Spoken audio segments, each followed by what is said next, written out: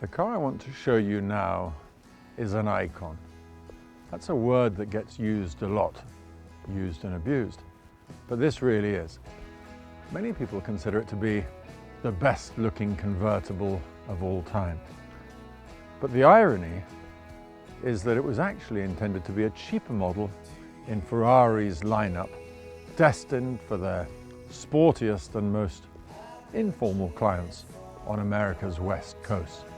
Hence the name, the California Spider. Ferrari built just over 100 of these cars over 6 years. You can't say it was a huge sales success, but it came to be known as the car of choice for playboys, racing drivers, glamorous women, and the Hollywood elite.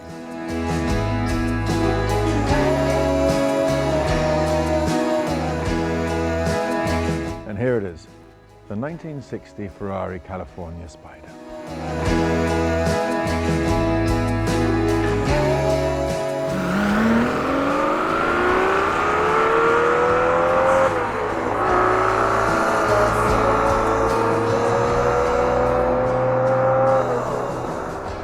Hi Keith.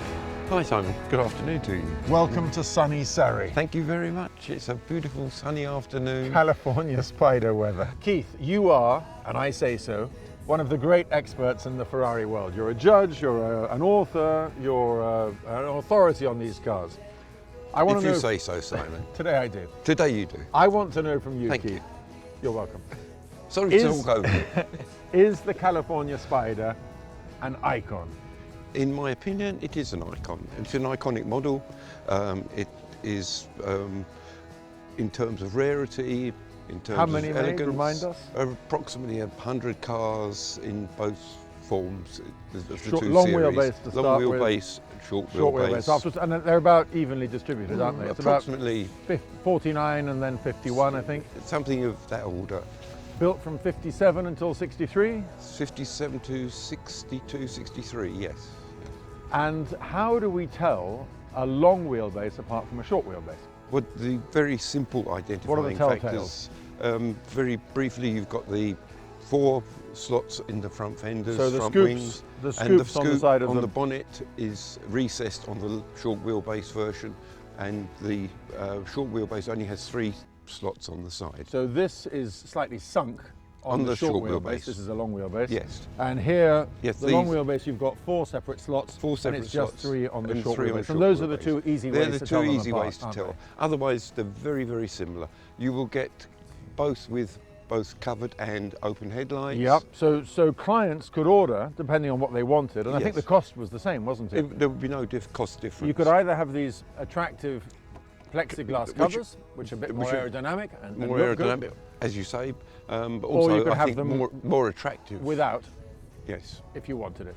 And I think there was a brief period in Italy where these were not allowed. They're not allowed. 1959. Right. So So this was an option that you could have today, very prized. oh, to the covered headlights to are the the more millions of desirable dollars one. Yes. tune, and yet Um, in the time just to tick on a box, yes or no. Oh, exactly. Yeah. the But styling, also, Keith, the styling of the car. it's just Who designed it? Sergio Scaglietti.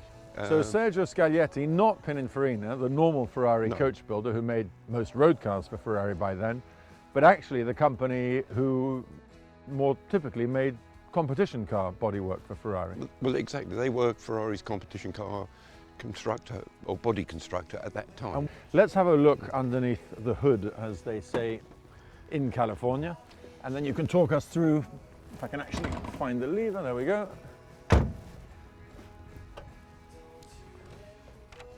Everything on this one looks absolutely correct.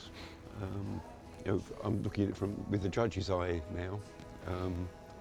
Everything. We could be in trouble. I hope not.